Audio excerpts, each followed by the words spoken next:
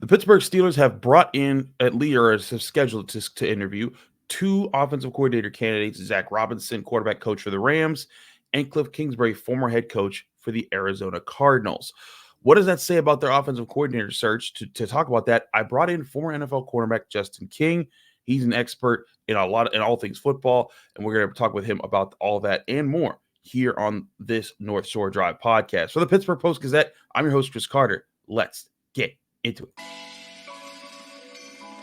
You are now listening to the North Shore Drive podcast, a show on all things Pittsburgh sports from the writers of the Pittsburgh Post-Gazette, hosted by Christopher Carter.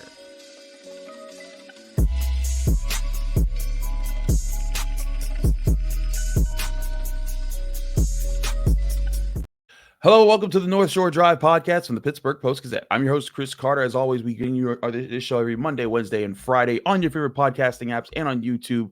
Like this video if you enjoy it. Subscribe to this channel to get all the daily content that comes out from all of our Post-Gazette writers here on the Post-Gazette Sports. As always, this show is brought to you by Mike's Beer Bar, the best bar in all of Pittsburgh. When you go to Mike's Beer Bar, they have over 500 different available beers. 300 of those beers are local, and 80 of those local beers are available on tap. You got to try Mike's Beer Bar today. When you get there, tell him Chris sent you. And so before, we're joined by Justin King. Justin King, if you don't know him, you got to know him. He's been on this channel before. He's a former NFL cornerback, former Penn State cornerback, runs the State of State pod, where he covers Penn State football there. Also, owner of LIG Sports Group. He does everything, including the final word with me on Channel 11 some nights. Justin, welcome to the show. How you been? CC, thanks for having me. Been great, man. It's off season, but it's never downtime, right? Absolutely. Listen, it's the NFL. They have mastered the art of we will be talked about every day, no matter what happens. 100%. But right now, while the NFL playoffs are still going on, the Steelers are busy and active in the offseason. They've got to find an offensive coordinator, and they've at least scheduled that we know of 2 interviews that we could talk about here. The first one we knew about was Zac Robinson. He's a quarterback coach / passing game coordinator for the Rams, been with them for 5 years, and he's been a big part of the Sean McVay system.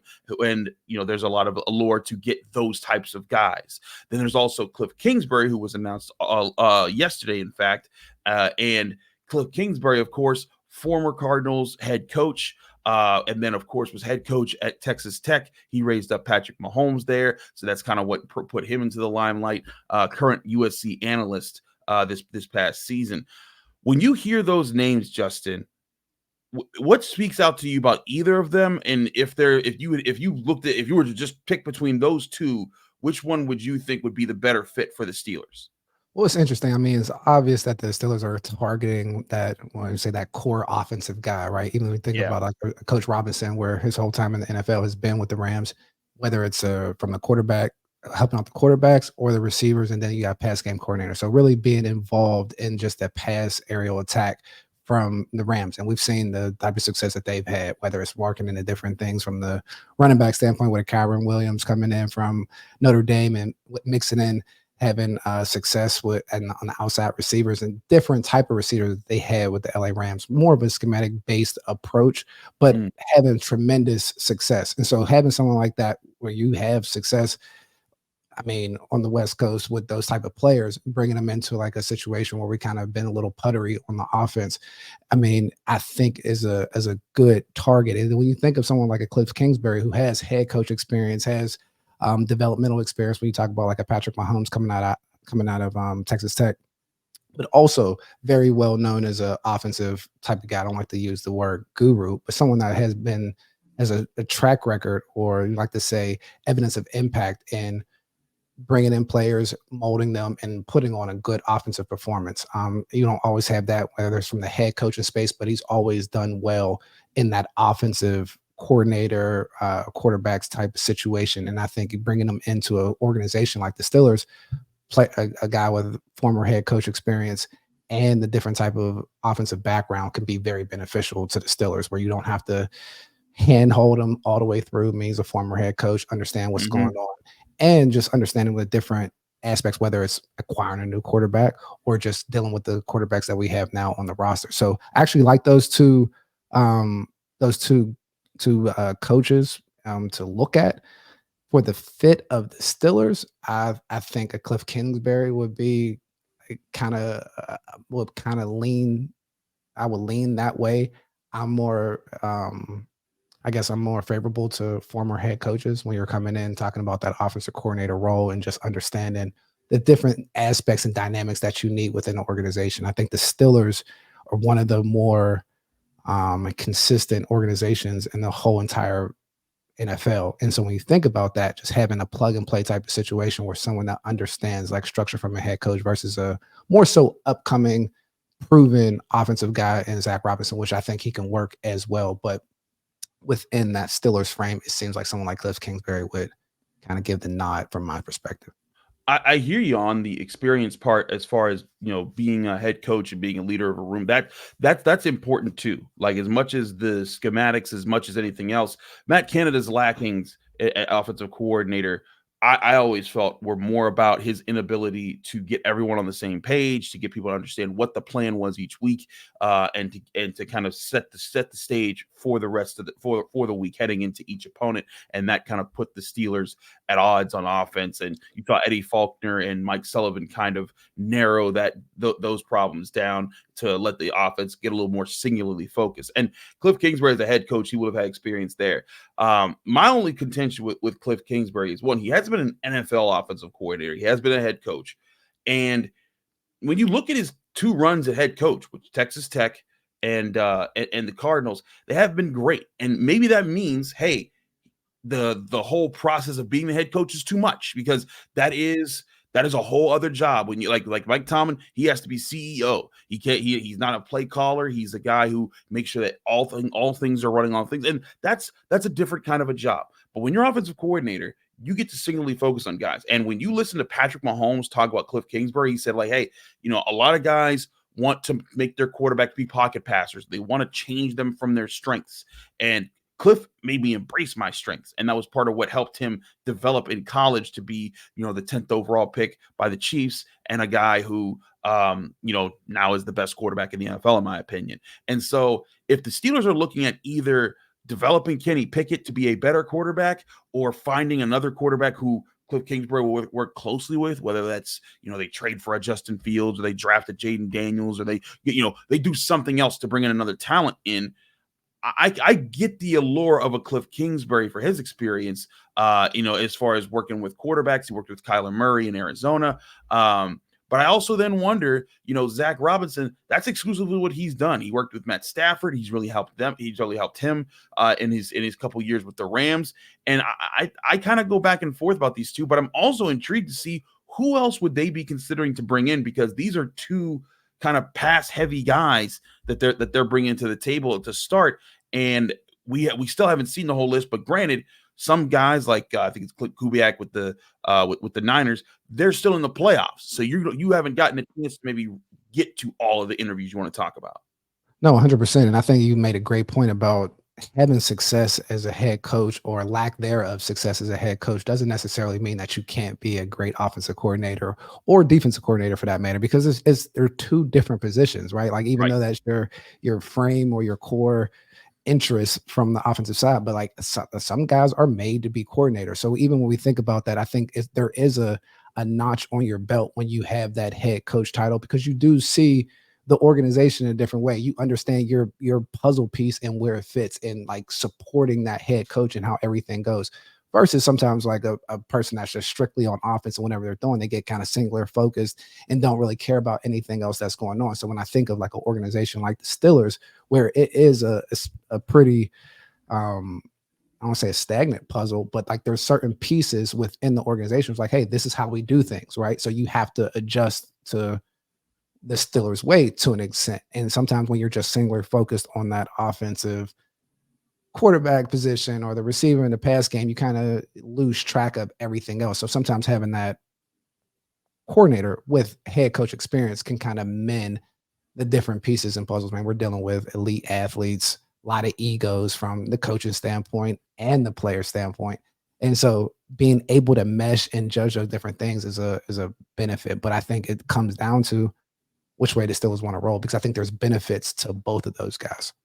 Absolutely. And heck, the Steelers have benefited from former head coaches and coordinator positions before. Todd Haley was a head coach of the Chiefs. I think he created the best, numbers wise version of Ben Roethlisberger for the Steelers. Dick LeBeau created one of the greatest defenses in all of football when he came back to the Steelers. He was a head coach for a little bit. That went very badly for him. But, Exactly. that guy's a Hall of Famer. Coordinator. Exactly. So it's not something to throw out, but something to consider. And again, they got other guys that they're probably going to interview. There's guys that, for the Niners, guys for the Texans, and the Texans are out of the playoffs, but I think this is going to be a bit of a process, which we might see for another few weeks kind of play out here. And I think that the dominoes won't start to fall until until head coaches start to get hired at a much higher rate, and especially head coaches who are who are in high demand right now. Because that's when you start to see, when you see like one big person fly that everyone's waiting on, that's when you start to see the other ones, like, Ben Johnson, offensive coordinator for the Lions.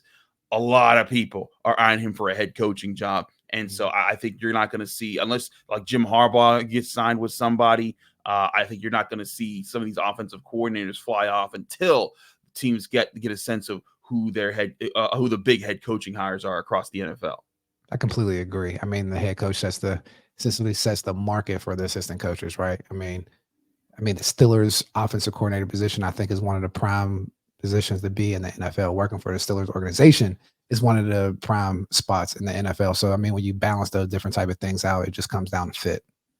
Absolutely. I want to talk with Justin about defense, and especially the Steelers secondary and what they did right this year, what they need to do better next year. We'll do that on the other side of the first break here of the North Shore Drive podcast. Pittsburgh Post-Gazette, Chris Carter, Justin King here. But first, I want to remind you guys, this show is sponsored by Mike's Beer Bar, the best bar in all of Pittsburgh. When you go into Mike's Beer Bar, it's on Federal Street, right across the street from PNC Park in the North Shore.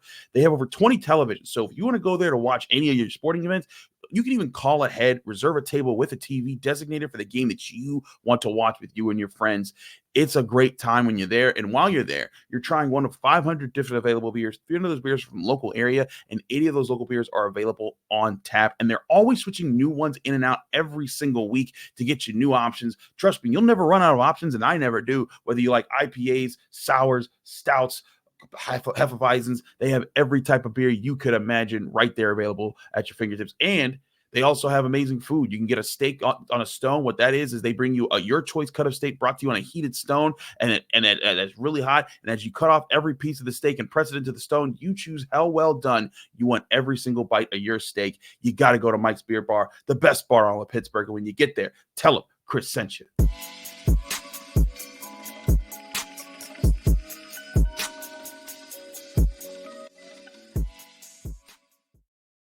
We're back here on the North Shore Drive podcast from the Pittsburgh Post-Gazette. Chris Carter, Justin King, former NFL cornerback, owner of the LIG Sports Group, a host of the State of State podcast, and on with me on Channel 11's WPXI Final Word.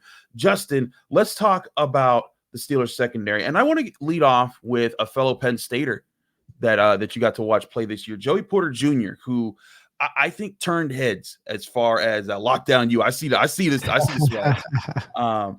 I think he turned a lot of heads for good reasons this year. He didn't have the big interceptions numbers, but he didn't have to, because he did so many things well in coverage that you were stupid if you were throwing it to him sometimes, because he had guys so blanketed. I believe he had the lowest completion percentage allowed by all rookie cornerbacks. I believe he had the lowest completed percentage. He had the lowest completed percentages of all cornerbacks targeted at least 50 times this year. He did a very good job. What did you see allowed for him to be as good as he was as a rookie in the NFL?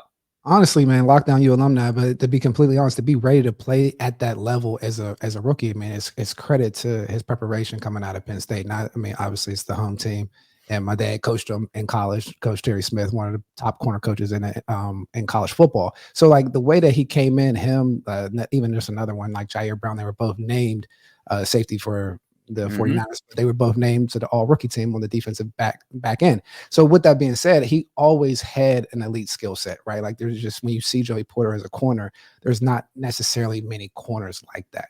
And someone that also has come up in the NFL. It seems like yesterday when I was the recruiting coordinator at Penn State, and Brandon Hunt and Kevin Colbert were like, beating down my phone, like, you guys need to get on Joey. You guys need to get on Joey because he grew up in the Steelers organization. So there's a level of comfortability of just being around in the NFL. And to be completely honest, that is a large learning curve for a lot of rookies. It's just like the NFL lifestyle. So he had that thing already summed up, let alone the elite skill set, right? The length that he has, the short area quickness. He plays with a lot of physicality and toughness. And, he's one of the, I guess, the old molds of like those lockdown corners where you can really like strap up. He's a little grabby, a little bit more on the physical side of coverage. And that frustrates receivers nowadays when you got a lot of different offensive coordinators. When we talk about like even like a Kliff Kingsbury or the guys down in the Dolphins, like their whole offense or even Shanahan are set up to not let the receivers get touched. So when you get a corner that can get their hands and play tight coverage like Joey Porter does, and just the God-given ability that he does have, mixed along with like the stage not being too big, being very comfortable within the Steelers organization, you see these type of seasons happen, and just that I want to say that closed development arc for him in the NFL. Because I mean, for me, it wasn't necessarily like that. Like there were some things that I had to learn about playing defensive back in the NFL, whether it was playing nickel, different understanding of routes, how to press, different aspects. And he was fully ready for that transition. And I think we've seen it his rookie year. I mean, I don't know what his actual percentage was, but to have that type of impact from a coverage standpoint. Yeah, so like having that type of coverage in the NFL as a rookie is, it's elite, to be completely honest. And so it's really cool to see it happen and come full circle. Absolutely. And, along with that 46.4%, that means the NFL quarterbacks, when targeting him, had a passer rating of 67. Like, as much as people bag on Kenny Pickett, like a 67 passer rating is like you probably getting benched in that situation.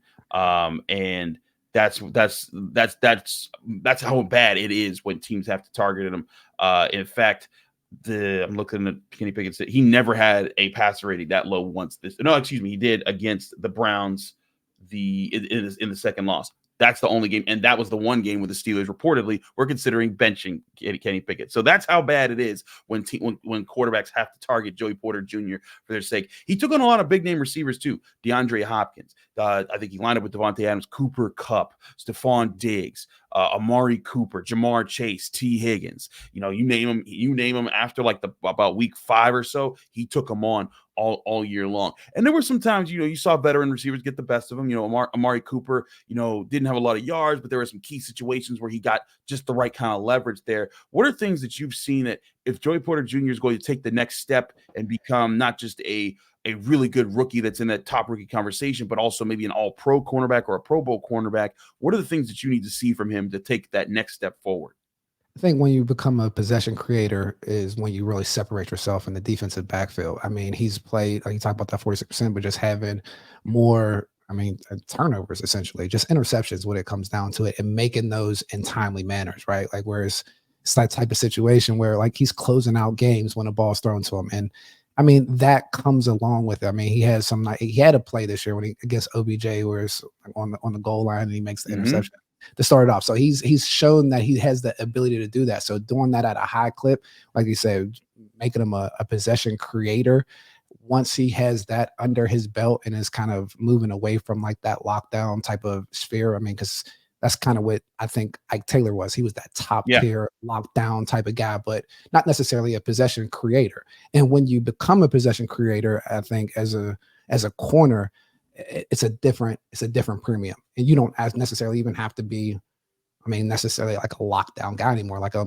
Marcus Peters. I don't know what his situation is, but like guys that really turn the ball over a lot of times have high risk, high reward type of situations. So now that he's understood that, okay, this is how I can cover guys from an intermediate short area distance and be locked up and then also create turnovers. Now you're talking about an all-pro top 3 corner in NFL, because he's a natural mismatch from playing corner to begin with. You just don't have that many mismatch corners in the NFL. There's only a few physical, like from the physical standpoint. You got Jalen Ramsey. I mean, I'm trying to think who else is like kind of just a physical mismatch for most guys. I mean, Jair Alexander, he's more skill based, but he's still that type of. He could be that. He could be that kind of guy. Yeah, he can be that type of guy. But I mean, across the board, I'm not gonna miss out any guys. I mean, obviously, there is Snead, like me, but even him, he plays at a high clip from a technical standpoint, not necessarily just like walking on the field, just a physical dominating presence at corner. There's just something to be said when we think of football being a game of numbers and angles when someone can eliminate those for the offense, and that's what Joey Porter possesses. Absolutely. And like to your point, I think that as he gets sharper, he'll create more of those possession downs, but also I think he'll learn more ways how to be more physical at the right points, because, that was something that as the year went on, veterans who studied him could be like, okay, he likes to jam me this way, I'm going to try to counter him that way. And that's when the chess matches start happening at the cornerback position. And I think you saw in a rookie year, I don't think he ever hit the rookie wall, like the place where you've made enough plays and now you're just about to start making a lot of mistakes because the game's moving too fast for you and you're having to catch up with new play schemes and new studying opponents every week. That never happened to Joey Porter Jr. And I think that's a very good sign of his mental acumen to be ready for all the challenges that are coming with him and to be able to think at the high level you need to be an elite NFL cornerback. I think you're witnessing somewhat of a perfect storm, right? Like when I say growing up in the Steelers organization, like that's not normal for someone to grow up in an organization, go to school in state, and then get drafted to that school, get drafted to that organization in the NFL. So when you talk about not hitting a rookie wall, a lot of times the rookie wall comes from a lack of knowing what's going to be coming up. Like, all right, I've been training this offseason, I'm going in, it's just kind of very reactive. Like he's lived this life his entire life, right? Like coming through training camp, understanding the expectations of the Steelers organization. When all those things are met when you're coming in, you're just playing football. And now you're just playing football and getting better as you go. That's why it did look like he was getting stronger as the season was going on, because there is an emotional aspect in football and just like everything outside of the field and the practice where you have to get, and he understood that already. So, I mean, that's one of those benefits of when you're drafting guys that or NFL kids that grew up in the locker room. Like there is a benefit to that being a part of his makeup. Absolutely. I want to talk more about the Steelers secondary and other things they need to do with the secondary moving forward. Joey Porter Jr. is obviously a piece that you're going to build around, but what should they do with their other cornerbacks? What should they do at safety? We'll talk about that on the other side of this next break here on the North Shore Drive podcast from the Pittsburgh Post-Gazette. Chris Carter, Justin King. We'll be right back.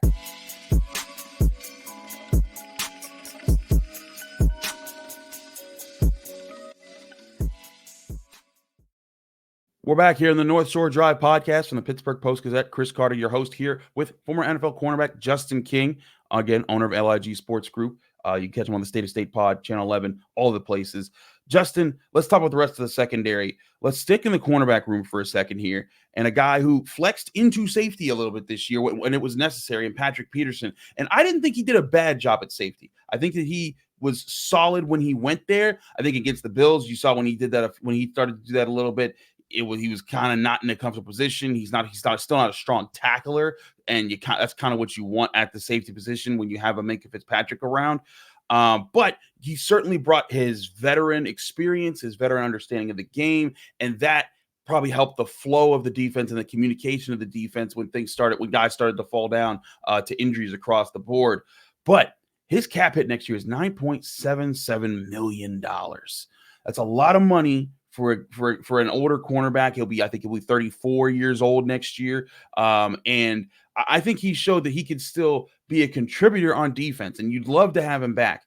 But at that price tag, is that a little too much for a cornerback? If they cut him, they would get $6.85 million back in cap space. And that's money that you can go get somebody else with. But with his experience, what do you think the Steelers should be looking at with Patrick Peterson moving forward? I mean, I think you said it. A $9.7 million tag is a lot for a guy that's, I guess, the leader of the back end, right? Like he's not making super impactful plays, but like there is a benefit to having a player like him that's had success in this league. I think you can credit a little bit of his presence to Joey Porter's success, right? Having someone that can lean on to understand, like, okay, how do we play these different areas? Because like Patrick Peterson was a possession creator when he got into the. I mean, he's been that his whole entire career from different positions on the field, whether it's nickel, corner. I mean, I remember when I was still playing when he got into the league, so kudos to his longevity. But at one point, he was playing receiver a little bit for the Cardinals. Like he would go both sides. So just having that football acumen in the room is very beneficial. Is it $9.7 million worth of value? I don't know. I don't think so. Like I wouldn't kind of lean that way, but probably an upgrade from that standpoint on the back end where you just have talent across the board. But the Steelers have always kind of approached the building of their secondary like that, where it's like a staple piece, and then you have some other guys like you have the Minkah Fitzpatrick when it was like Troy Polamalu versus the guys that were like play football in the Steelers way and were able to play on the back end of a zone coverage because there's different asks for the Steelers secondary just based on how they pressure the quarterback. When you have TJ Watts and things of that nature, you don't always have to have top tier people across the board. You need to have people that are smart and know how to make plays on the back end. And when that happens, you have good things cooking. So like, I don't know if that $9.7 million tag is worth it. So to move on from him and upgrade on that back end with youth and having some more cap space is probably the way that the Steelers will roll. I think that makes a lot of sense. A perfect example of a player you're talking about who, not a big playmaker, but a good role player that allowed other guys to flex. You look at Terrell Edmonds and what he did for the Steelers. Granted, a reach in the first round, but his presence at strong safety allowed for the Steelers. When they got Minkah Fitzpatrick, he didn't have to worry about doing all the things he did this year as far as helping in the box, attacking the line of scrimmage a little bit more. That allowed him to have seasons where he had, 5 interceptions in 2019, 4 interceptions in 2020, 6 interceptions in 2022, leading the NFL there. And he didn't have a single one this year. And whereas the defense did finish 6th in points allowed, if Minkah Fitzpatrick's able to be a bigger playmaker, they probably finish higher this year. And I think part of that was their safeties. One, Keanu Neal came in, got hurt pretty early and wasn't able to finish the season. Damontae KZ, he's more of a free safety himself. I think at times he can hit hard, but he's more of a guy you want ranging in the back end. Patrick Peterson, if he comes in, I feel like with his strengths, he'd be more of another free safety. And if you have another free safety out there, that can limit the chances that you're putting Minkah Fitzpatrick in the prime position to be an X-factor type player. Unless Patrick Peterson gets really good at covering the slot and covering tight ends and, can show to be a different type of player next year. I agree with you. I think that's a tough ask to bring him back at that number. And you could go in free agency and try to find other answers at cornerback there. But let's talk about safety too, because Minkah Fitzpatrick, like I said, didn't have, an interception this year. He was still a good contributor for the Steelers at times, but nowhere near the, all pro that he's been for the Steelers. He's been a 3-time first team all pro safety. So like they want to get him back to that level.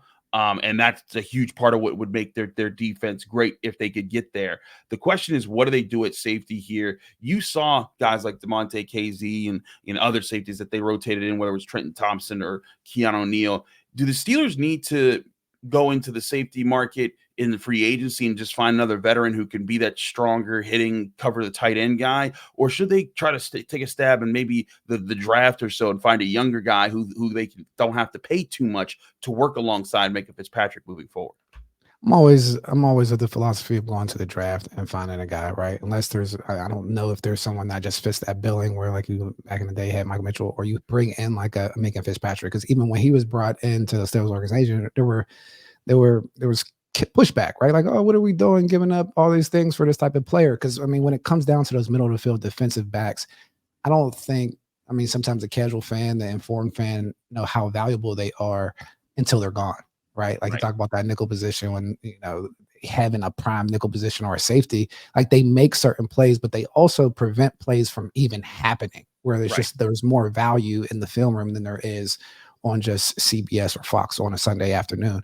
So like even with Minkah just not really having any interceptions or turnovers, there was a lot of holes and things that he covered up, right? Whether it's making plays close to the line of scrimmage when you're talking about in the run game, and it's like, okay, that's a 2-yard gain and not an 8-yard gain, right? When you're like, hey, what's going on? What's like this person missing tackles? You point out Patrick Peterson missing tackles because that's something that we always see from the back end when guys aren't there. But with my thought process would be going into the draft and finding a young guy that you can kind of bring up within that system when you have a veteran like Minkah Fitzpatrick back there already as the glue guy essentially. No, I hear you entirely, and that is a big part of this too. And also, when you get in a rookie, you're not paying them for about 4 years. So we're not saying first round pick, but maybe they, second, third, fourth round pick. Those type of guys can come in and be an athletic boost to your defense. Like you said, you want a guy who can run with different people. An example, just to not saying I haven't studied this guy at all, but I've seen, reports on him, but like Tyler Nubin from Minnesota, he's a 6'2" guy, 210, played pretty well this year in the Big Ten. If he could be a guy that comes in, lines up on tight ends, because that was the thing that Terrell Edmunds did. He was an eraser at times that, he wouldn't, get you turnovers, but if you lined him up in the slot, in the box, he could take on receivers, running backs, and tight ends, and he wouldn't shut them down, but he would make it so that he's close in coverage, so that quarterbacks, if you're going to throw it, you got to throw it accurately to get it past him. And when doing that allowed Minkah Fitzpatrick to say, hey, you know what? I'm gonna go roam. I'm gonna go patrol the middle of the field, play robber zone in the middle, play deep in the middle, try to bait different throws that we can force here. I think that's what the Steelers need to get back to in the secondary to get back to being a turnover creating. I mean, they did create a few turnovers this year, but no person on the team. I think there was only maybe one player. No one had more than 2 interceptions. You had KZ with 2, Alex Highsmith with 2, Patrick Peterson with 2, and Levi Wallace with 2. Everyone else just had 1 interception on the year. You want to get back to creating those at higher rates if you want to be an elite defense in today's NFL. It's not the days anymore where you can just stuff the run and then just get a stop in the pass on third down. You have to create turnovers in today's NFL because the offense will eventually find a way to poke their way through. So, Justin, if you think that there's a top priority for the secondary this offseason, should the Steelers be targeting? Like if you had one thing before anything else, what do the Steelers need to go for either in the draft or in free agency? I mean, you want to look for like a position flexible defensive back. I think that's what would come down to. Someone that can play essentially both of those roles, right? When you have, I mean, I can't think of the direct player, but like someone of a Patrick Peterson type of mold that is able to play corner and nickel and move inside and outside and have that type of depth on the back end to be able to create different looks when you're sending in different blitzes and being able to rock and roll and do different things of that nature. I think that would be beneficial to the Steelers defense at this point. Absolutely. We'll keep you covered here on the North Shore Drive podcast about the future prospects of all the different things they can do moving forward. The Steelers have a lot of things to check off before they even get to free agency. They got to hire an offensive coordinator, which means they're probably going to have to hire more offensive staff. The Raiders are even interviewing their QB coach, Mike Sullivan. So we'll see, what other players or what other coaches they want to bring in for other positions. But of course, they've also got to start the draft process. Senior Bowl is coming up, combine after that, and then free agency coming in March. We'll get a lot more answers as the Steelers make their moves. Justin, thank you so much for joining us and giving us your insights here on the show. Let me know where they can find you, follow you, and get more of your work. Well, thanks for having me. Well, you guys can check me out. I'm on all social platforms. You check me out on Twitter at @theking1, on Instagram, jking @LIG, and then just follow LIG Sports Group for all your recruiting, sports career advice and insider tips. Absolutely. He's Justin King, former NFL quarterback. Get all of his stuff there. Thank you so much, Justin, for joining. Thank you all for joining us here on the Wednesday edition of the North Shore Drive podcast. I'm your host, Chris Carter. Follow me on Twitter and Instagram @CarterCritiques. Read my work at the Pittsburgh Post-Gazette, post-gazette.com. Find this show every Monday, Wednesday, and Friday on your favorite podcasting apps and on YouTube for all of our talking points. I've got to run off to the Pitt facility because we're talking to their newest transfer portal recruits today for the first time, and that's going to be on post-gazette.com along with myself and my partners, Noah Howell's coverage of Pitt football and basketball as it continues. And as always, we'll keep you updated with all the new updates from the Steelers from all of our Steelers beat writers, again, at post-gazette.com. We'll see you here on Friday back on the North Shore Drive podcast. Thank you for tuning in to another episode of the North Shore Drive podcast from the Pittsburgh Post-Gazette. If you watch this video on YouTube, please like the video and subscribe to our channel. For all the sports coverage from the Post-Gazette that we have to offer, visit post-gazette.com.